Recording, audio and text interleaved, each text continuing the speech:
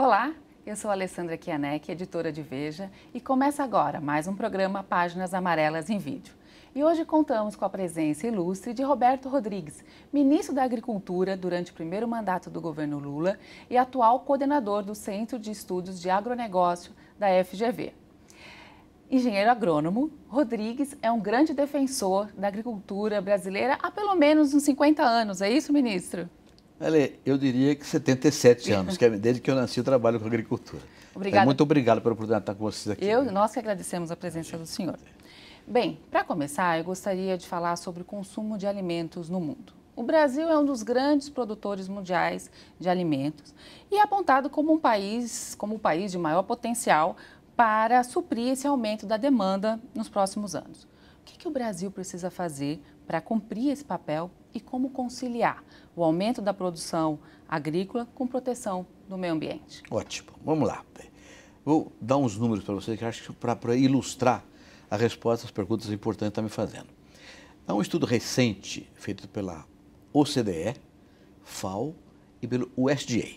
O USDA é o Ministério da Agricultura dos Estados Unidos, que é o nosso maior concorrente mundial no comércio agrícola, né? O ano passado, o USDA fez um estudo mostrando o seguinte: para que não falte alimentos para ninguém no mundo nos próximos 10 anos, a oferta mundial de comida precisa crescer 20%. Parece fácil, 2% por ano. Mas os Estados Unidos cresceram 10%, o Canadá 9%, a Europa 11%, os países da Eurásia, China, Índia, Rússia, em torno de 15%, a Oceania 9%. Para que o mundo cresça 20% em 10 anos, diz o USDA, o Brasil tem que crescer 40%.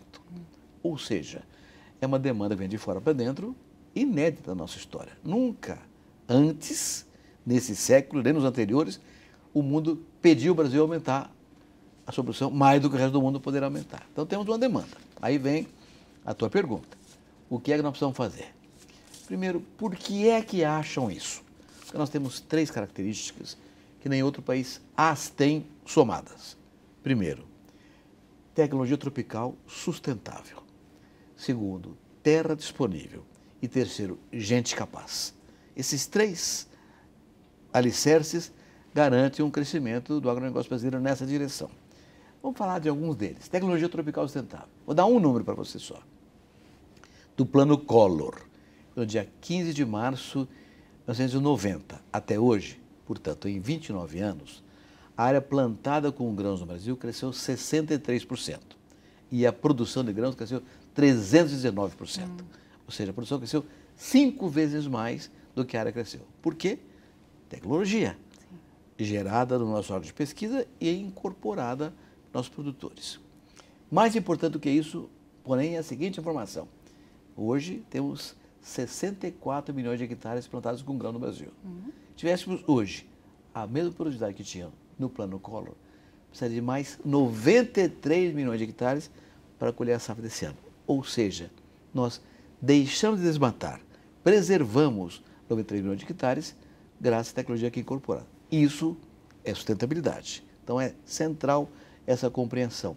De certa forma, já vou responder você a segunda parte da pergunta. Então, o que nós precisamos fazer para atender essa demanda de 40% a mais em 10 anos para ser o campeão mundial da segurança alimentar? E mais do que isso, campeão mundial da paz, porque não haverá paz enquanto houver fome no mundo. Sim. Razão pela qual a própria ONU ali falou no começo do século que até 2050 precisa aumentar em 60% a produção de alimentos para dar de comer a 9 bilhões e 700 milhões de pessoas que haverá lá no ano 2050. Mas é muito longe, então esse número de 2010, de 10 anos à frente, é muito mais plausível do que de 2050. Bom, o que nós precisamos? Além de manter os 3 temas, terra disponível, tecnologia e gente capaz.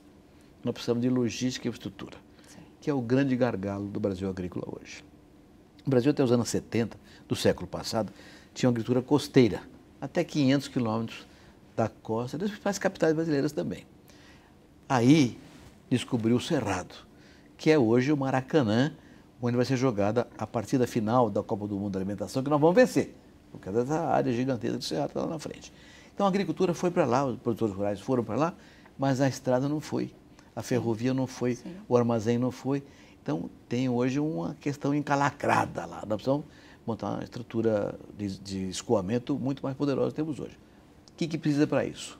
O governo não tem condições de fazer, tem dinheiro para isso. Então, são de parcerias público-privadas. E todo mundo quer investir no Brasil ali. Todo mundo. Europa, Estados Unidos, países asiáticos, querem vir para cá. O que eles precisam para isso? Segurança jurídica. Então, o primeiro problema nosso é logística e infraestrutura. Para resolvê-lo, segurança jurídica. Que é a reforma da Previdência, a reforma trabalhista que já foi feita, a reforma da área tributária, a reforma política que dê confiança ao investidor que vai ter payback, vai receber de volta aquilo que investiu aqui. Então, primeiro tema, logística e infraestrutura acoplada à segurança jurídica. Segundo tema, política comercial. Você tem uma ideia? Hoje, mais ou menos 40% do comércio mundial de alimentos ocorrem no âmbito de acordos bilaterais. Sim. O que dois países ou grupo de países fazem acordo bilateral? Para aumentar o comércio entre eles. Aumentar o comércio para quê? Aumentar a riqueza, emprego, renda. Né? E o Brasil ficou décadas sem fazer acordos bilaterais relevantes. Agora está mudando. Em junho passado, o anúncio feito pelos governos da Europa e do Mercosul, que a União Europeia e Mercosul farão um acordo, joga o Brasil de novo no tabuleiro global de comércio. Nós estávamos fora disso ali. A OMC não conseguiu tocar a rodada de Doha pela frente, perdemos a ALCA lá atrás, não ficamos na TPP, que é a parceria transpacífica, nós estamos fora do comércio global. Esse acordo da União Europeia e Mercosul nos traz de volta esse jogo e abre um horizonte comercial gigantesco. Mas não é só isso. Teve que negociar com os países asiáticos. China, Índia, Indonésia, Filipinas, Malásia e, naturalmente, Japão e Coreia, que são grandes parceiros nossos já existentes. Então, infraestrutura e logística, política comercial. Terceiro, política de renda.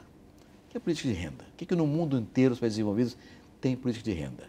Porque os governos e as sociedades dos países desenvolvidos entendem que o papel da agricultura é abastecer os cidadãos urbanos. Os países desenvolvidos, a população urbana é 95% da população do país. Então, é lá que está o eleitorado. Né? Então, garantir alimentação para essa população é central. Por que a Europa fez uma política... Porque a Europa se juntou depois da Segunda Guerra Mundial? Porque passou fome na guerra. Terminada a guerra, os governos europeus decidiram que nunca mais passariam fome.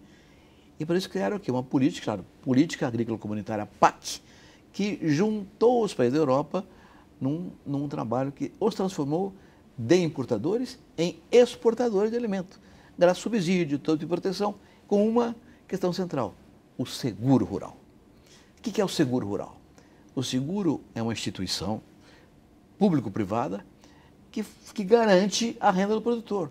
Se tiver uma geada, uma chuva de pedra, uma seca gigantesca, um incêndio, que ele perca toda a produção, ele vai receber o valor da sua produção pelo correio em cheque. Assim nos Estados Unidos, assim na Europa, assim na Ásia. Né? Nós aqui ainda não temos seguro funcionando. Na verdade, a lei do seguro rural fui eu que fiz com o Congresso Nacional em 2003. Meu primeiro ato como ministro da Agricultura foi o seguro rural. Para garantir isso, quem é que dá o crédito rural no Brasil? É o Banco do Brasil. Eles têm Banco dos Estados Unidos, Banco da Europa, da União Europeia. Não precisa. Todos os bancos emprestam para a agricultura desses países porque tem seguro, tem a garantia de estabilidade. Então precisamos ter um seguro rural para valer. E é verdade que a atual ministra da Agricultura, Tereza Cristina, enxerga isso com clareza e já está ampliando bem esse processo. Da mesma forma como ela participou muito firmemente dos acordos em relação à questão Mercosul e União Europeia. Então, renda na agricultura. Quarto, a questão sanitária. Esse é um tema importantíssimo. Está acontecendo hoje na China. Apareceu por lá a gripe suína africana. Eles estão matando 400 milhões de porcos. Eles consomem, para você ter uma ideia, Lê, 4 milhões de toneladas de carne suína por mês. E o Brasil produz 4,5 por ano. Então você vê a demanda gigantesca que existe por causa dessa doença. Então, garantir sanidade, rebanhos com saúde, plantas com saúde é um tema central também. Quinto, tecnologia. Nós avançamos, aqueles números que devem ser de grãos são espetaculares. Em carne é mais ainda. Para você ter uma ideia, do plano Collor até hoje, a produção de frango no Brasil cresceu 450%. O que é um frango? É um ovo, enche ele de milho e soja, ele voa um pouquinho, tá certo? Fazendo uma brincadeira, uma imagem de brincadeira. Então, nós somos campeões em ovo, milho e soja. Então, esses 5 temas são centrais. Com esses 5 temas resolvidos, e eles implicam em ação de governo em parceria com o setor privado. Não é uma coisa do governo sozinho. Então, tem que fazer uma soma articulada. Como conciliar Isso. esse crescimento que é necessário com o meio ambiente? Bom, nós temos um exemplo para isso que é clássico e universalmente reconhecido, que é o Código Florestal. Nosso Código Florestal foi objeto de uma disputa de 12, 13 anos, né, entre ambientalistas e agricultores, cada um puxando a brasa para sua sardinha. E depois dessa discussão toda, foi possível harmonizar os interesses em torno do código mais rigoroso do mundo ali. Nenhum país do mundo tem o que o nosso código exige, uma reserva florestal em todas as propriedades de pelo menos 20%. Aqui em São Paulo, na Amazônia, 80%. Então, é um rigor vigoroso que foi aceito por todo mundo e que funciona. Então, hoje as coisas andam bem. Lembra-se do tema da transgenia, que foi objeto de uma grande discussão também? Hoje não existe mais problema. Por exemplo, na Lei da Biossegurança, em 2005, que hoje dá ao Brasil uma condição ampla de participar de todos os processos de competição no mundo inteiro, que a transgenia foi aceita também. Então, essa disputa é uma disputa teórica, é uma disputa até muito mais acadêmica do que prática. É perfeitamente possível compatibilizar a produção agrícola com a sustentabilidade dos recursos naturais com um único caminho: tecnologia adequada. Então, como que o senhor avalia a política do governo Bolsonaro para o agronegócio? Bom, eu vou dizer para você o seguinte: a ministra Tereza Cristina conhece o assunto profundamente e está fazendo as coisas essenciais. Abrindo mercados, né, criando recursos para o seguro rural. Fez agora, recentemente, uma MP do agro que muda o perfil do crédito rural. Vou dar um exemplo nesse capítulo para você. Até essa MP ser resolvida, 15 dias atrás, o senhor tinha uma fazenda de 1.000 hectares que valia 1 milhão. Ele fez um financiamento de 200 mil, ele oferecia a fazenda inteira como garantia. Então, ele perdia a chance de ter novos créditos. Essa MP permite separar os 200 hectares para que ele tenha, e separa, deixa aberto o resto para novos créditos. Então, amplia muito o acesso ao crédito. Então, a Tereza Cristina fez um trabalho muito bem feito. O ministro Tarcísio da Infraestrutura está entregando infraestruturas paradas há décadas. Está entregando, está terminando a obra e tocando para frente. E pretende fazer as grandes obras ferroviárias que vão ajudar o Centro-Oeste com os portos e centros consumidores. Vai precisar fazer parcerias público-privadas, mas está trabalhando isso aí, privatizar aeroportos, etc. O Itabaraty fez esse acordo com a União Europeia e Mercosul, que estava pendurado há 20 anos, e mais outros. Está negociando agora com o Canadá, com os Estados Unidos, com o México, com a Coreia, com o Japão. Então, tem uma série de programas de parcerias bilaterais em andamento. Embora que eu, de maneira geral, eu vejo que as coisas estão caminhando bem para a agricultura, até porque há um espírito liberal que é interessante para nós. Nós, agricultores, nós somos competitivos no Brasil, com qualquer país do mundo. Perdemos a competição aonde? Na estrada, no juro, no imposto. Mas os juros estão mais baixos da nossa história contemporânea. A tributação está caindo. Então, eu vejo o horizonte, também na área econômica do governo, favorável à agricultura. Então, eu estou muito esperançoso, olha, que a gente consiga avançar na direção do que o mundo espera da gente nos próximos anos.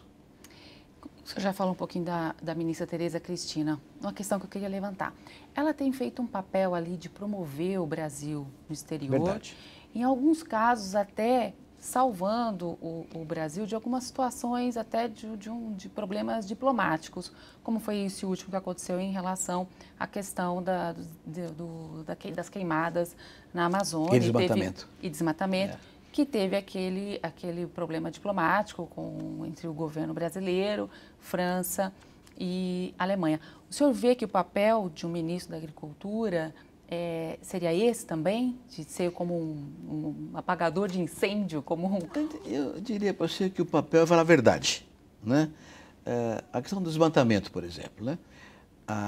O desmatamento da Amazônia, do governo Lula até hoje, caiu 72%. Espetacular a redução. Mas ainda é alta. O que acontece? É um desmatamento ilegal. Ninguém pode ser a favor de qualquer ilegalidade. Os agricultores brasileiros condeno vigorosamente o desmatamento ilegal. Quem é que faz desmatamento ilegal? É madeireiro, não é produtor rural. É garimpeiro, não é produtor rural. É invasor de terra, não é produtor rural. Então, os produtores profissionais não admitem isso. Incêndio acontece a vida inteira. Todos os anos acontece nesse período. Então, vamos aceitar? Não, é muito. Temos que evitar. Temos que evitar. Isso é o papel do governo. Aí é o papel do governo. Que governo? Federal, estadual, municipal. E o setor privado? Tem que ajudar. Tem que ajudar. Hoje, com o satélite, você identifica claramente onde é que tem um foco de incêndio. Então, tem que ir lá e combater. Tem que ter presença física vigorosa e policiamento e punir exemplarmente quem desmatar ilegalmente e quem puser fogo irregularmente. Então, esse é um tema de polícia, que tem que ser resolvido pela polícia. Perfeito.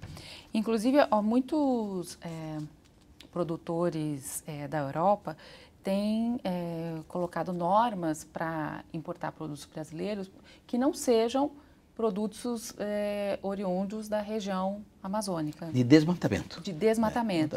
Isso. E como é possível que a gente possa crescer, que o Brasil possa crescer as suas exportações diante desses entraves que acontecem? Tá, muito fácil. Então, vou dar outros números para você. Pra você ter uma ideia, o Brasil tem hoje apenas 8% do território. 8% do território brasileiro é ocupado com todas as plantas cultivadas. De alface ao eucalipto.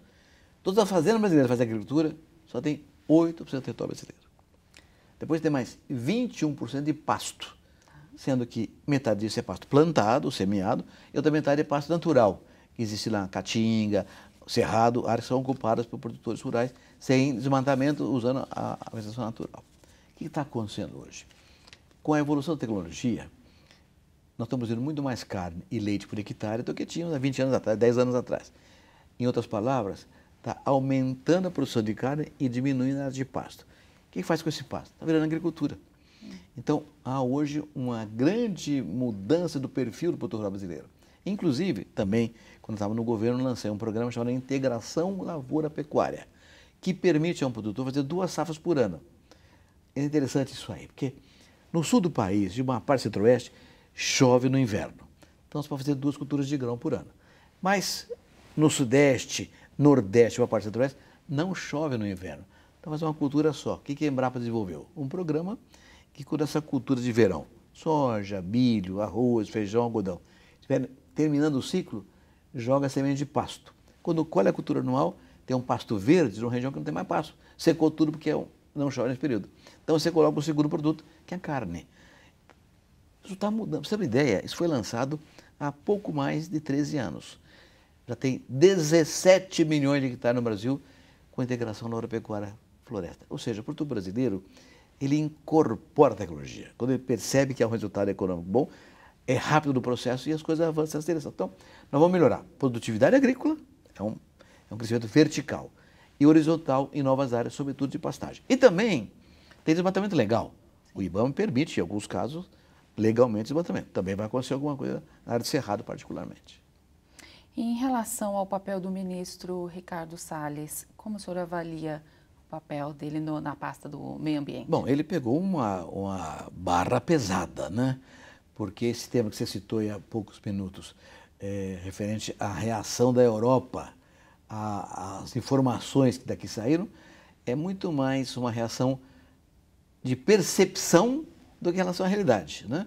Então ele tem um papel também duríssimo de mudar a percepção aqui dentro e lá fora quanto a essa temática do desmatamento, dos incêndios. Agora está um pepino louco aí com esse negócio do petróleo em todas as praias do Nordeste.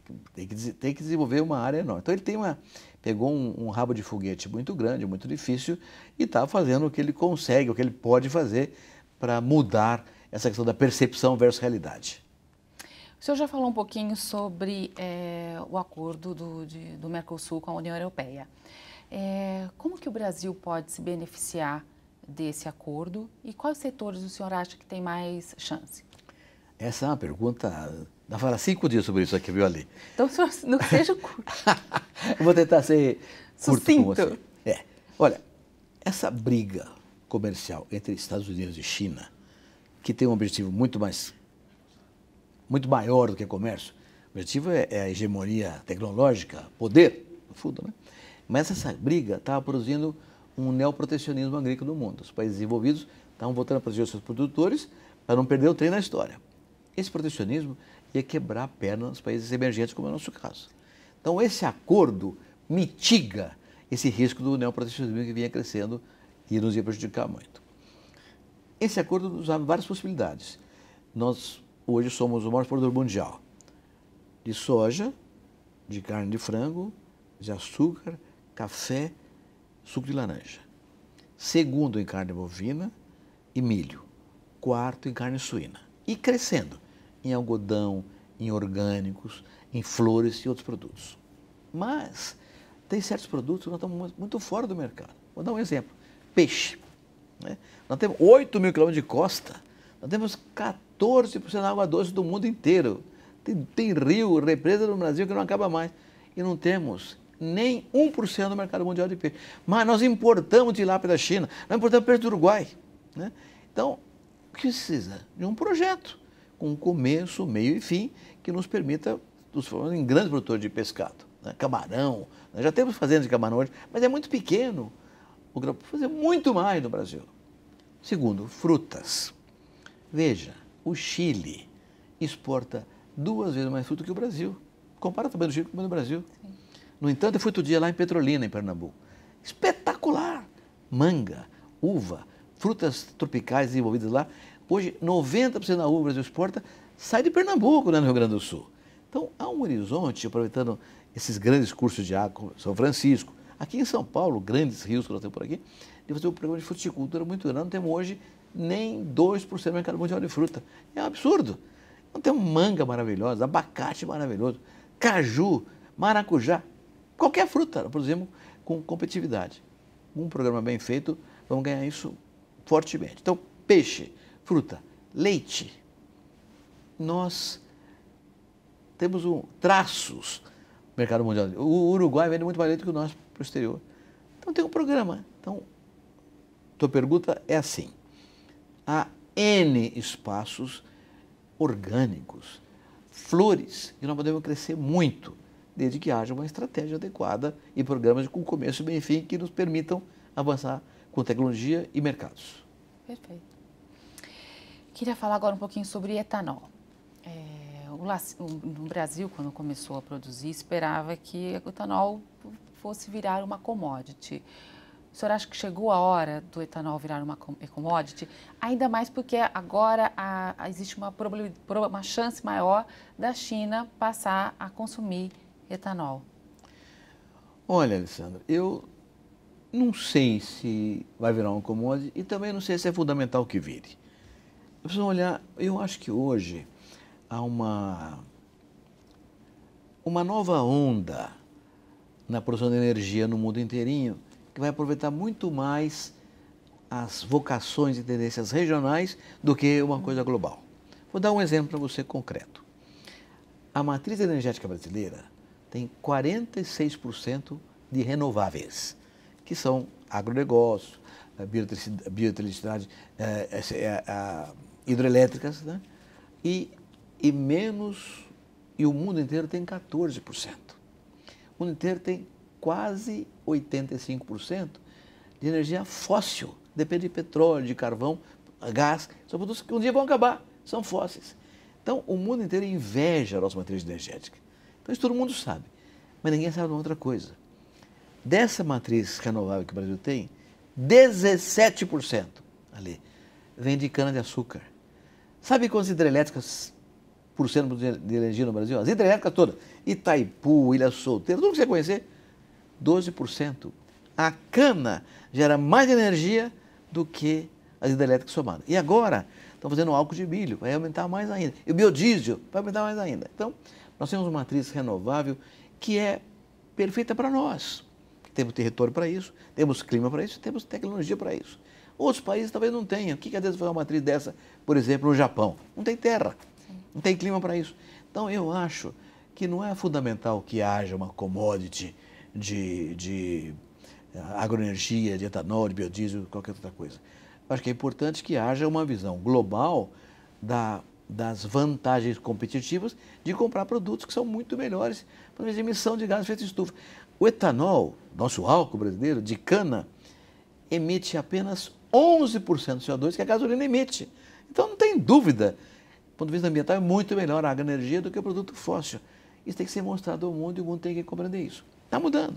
A China vai caminhar para isso, o Japão vai caminhar para isso, a Ásia vai caminhar para isso. Então, são mercados que vão crescer para nós, sem que seja necessário que eles produzam também. Agora, a África inteirinha pode produzir bioenergia, biocombustível, etanol, biodiesel, etc. A África inteira, tropical. A América Latina inteirinha pode produzir também. Então, é uma coisa que vai ser mais regional do que uma commodity global. E a entrada dos chineses nesse mercado? O senhor vê algum risco de que no Brasil deixe de se produzir alimentos e passe a plantar mais cana? Não há o menor risco. Aliás, essa pergunta, obrigado por fazer essa pergunta para mim. Quando o PROCON foi criado, em 1975, houve uma gritaria no Brasil e no mundo inteiro. Acabou comida no Brasil. Vai todo mundo plantar cana, vai acabar a comida no Brasil. E o que aconteceu? Dobramos a área de cana, mas triplicamos a área de alimentos do Brasil. Então o Brasil passou a ser um grande produtor mundial de cana, mas também um grande produtor mundial de soja, de milho, de arroz, de feijão, de algodão. Não houve sinergia entre a cana-de-açúcar e outros produtos. Até porque, onde que a cana entrou? Em lugar de pasto. Onde havia pasto, não tinha trator, não tinha mão de obra preparada. A cana entrou e essas pessoas plantaram cana, passaram a plantar outros produtos, como soja, arroz. Então, na verdade, não há o risco da cana comer terra de agricultura. O Brasil é tão grande e tão variado, diversificado, que cabe tudo e mais alguma coisa. Perfeito. Mudando um pouquinho de assunto, o Brasil é acusado de abusar dos defensivos agrícolas e o governo liberou recentemente mais de 300 produtos só neste ano. Os agricultores brasileiros usam demais mesmo os agrotóxicos? Usam bastante. Se você for olhar o volume de defensivos usados no Brasil, eu não gosto da palavra agrotóxico porque eu acho que já tem um viés negativo, mas o Brasil usa muito. Porém, alguns temas têm que ser considerados nisso. Primeiro, nós fazemos 2 safras do Brasil inteiro por ano. Nenhum país do mundo faz 2 safras, só nós. E a extensão que nós temos, poucos países têm. Então, é evidente que para fazer 2 safras, nós temos que consumir um pouco mais defensivos. Segundo, somos um país tropical. O país tropical tem muito mais pragas e doenças do que um país temperado. Um país que tem 3 ou 4 meses de neve por ano, mata todas as pragas. Aqui não existe isso. Então, nós temos uma permanente ataque de pragas e doenças. Terceiro, o que é um defensivo agrícola? É um remédio, não é? Então, qual é o problema? O problema é você usar o remédio certo, na dose certa, para a doença certa e para a planta certa. Se fizer isso, não tem problema nenhum. Infelizmente, porém, ainda tem gente que aplica errado. Por que aplica errado? Porque não tinha os defensivos para aquele produto, para aquela doença. Por quê? Porque nos anos anteriores, até 3, 4 anos atrás, registrar uma molécula nova no Brasil demorava, em média, 8 anos e meio. Foi desenvolvido 2 anos e meio. Ou seja, quando você registrar uma molécula nova no Brasil, de um defensivo agrícola, de um pesticida qualquer, ele já era velho no país de origem dele. Então, o que o governo fez? Não é esse governo, não. O governo Temer já fez uma batelada, já abriu muito mais o processo de registro. Como? Desburocratizando o processo. Aqui são 3 ministérios com isso. Meio Ambiente, com o IBAMA, Saúde, com a Anvisa e o Ministério da Agricultura. Então tem que ter uma burocracia enorme, todo mundo se reunir e tal, estudar, então demora muito. O que os governos fizeram? Do Temer e agora, com a Tereza Cristina?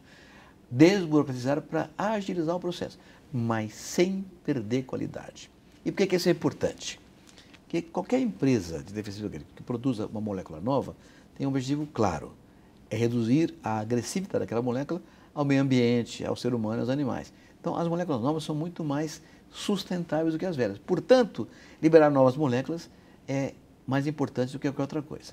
Agora tem um dado. Se você fizer a conta de quilos de defensivos por hectare plantado, nós estamos em 6º lugar. Atrás da Alemanha, atrás do Japão, atrás da Coreia, da Itália e outros países que nos combatem. Então, na verdade, nós consumimos bastante por causa da área plantada. Mas se você fizer por hectare plantado nas diversas áreas do ano, nós estamos em 6º lugar. O senhor escreveu recentemente um artigo aqui para a revista Veja, que diz que a atual revolução tecnológica que acontece no campo exclui os pequenos produtores. Por que isso acontece e como reverter essa situação? Eu escrevi dizendo que a atual explosão tecnológica pode excluir o pequeno. Por quê? Porque os grandes produtores... Primeiro que é uma quantidade enorme, é um tsunami de inovação espetacular. Vem do mundo inteiro com essas fintechs, com essas startups criando novidades. É assombroso o que estão fazendo no Brasil e no mundo inteiro. O que acontece? Os grandes produtores têm equipes técnicas, de agrônomos, tecnistas, que conseguem receber a informação, estudar e aplicar os produtos. Um médio produtor e um pequeno produtor não tem nem tempo de aprender tudo ali. É tanta novidade que não tem tempo de aprender tudo. Então, o que acontece se isso vier a continuar? O grande incorpora inovação que reduz custo e aumenta a produtividade. Portanto, aumenta o lucro dele. Se aumenta o lucro, ele ganha um mercado que o pequeno não pode conseguir, porque não teve a mesma condição de lucro e de custo de produção. De modo que o que tem que ser feito para reverter isso, que é a tua pergunta, é que as cooperativas brasileiras se ocupem da difusão da tecnologia. Tem alguns dados que são assombrosos nessa direção. Vou dar um dado para você. Hoje tem uma agricultura 4.0 que tem a ver com máquinas que conversam entre si. Isso só pode ser feito se tiver conectividade. Hoje já existem colhedeiras, você pode ter 3 colhedeiras na roça sem operador. O rapaz do escritório toca tudo pelo satélite, pelo computador. Mas tem que ter conectividade. Você vai daqui para Campinas, o celular não funciona em algum trecho, você vai ter conectividade na fronteira agrícola, numa Topiba, por exemplo. Né? Então, muitas empresas de máquinas agrícolas estão vendendo hoje tratores com a torre junto. Ora, o pequeno produtor não pode comprar a torre. Então, competirá as cooperativas fazer isso para igualar a oportunidade de acesso às tecnologias e, portanto, a oportunidade de reduzir custos pela produtividade para pequenos, médios e grandes. O senhor foi citado no relatório da CPI do BNDES, que acusa ex-ministros de governos petistas por omissão na liberação de empréstimos para operações internacionais de empreiteiras brasileiras. Como o senhor vê essa situação? Foi uma coisa chatíssima, né? Porque eu era membro da CAMEX. A CAMEX é uma Câmara de Comércio Exterior, cujo papel é definir dumping, tarifas, taxas, cotas de exportação de produtos todos, agrícolas e de outros produtos. Só que eu saí do governo em junho de 2006. Em 2007, o presidente baixou um decreto que mudava as regras da CAMEX, permitindo financiamento para os grandes campeões, JBS, Odebrecht, etc. Eu já tinha ido embora do governo há um ano, então não tem nada a ver com isso aí. Mas a comissão arrolou todos os membros da CAMEX desde 2003.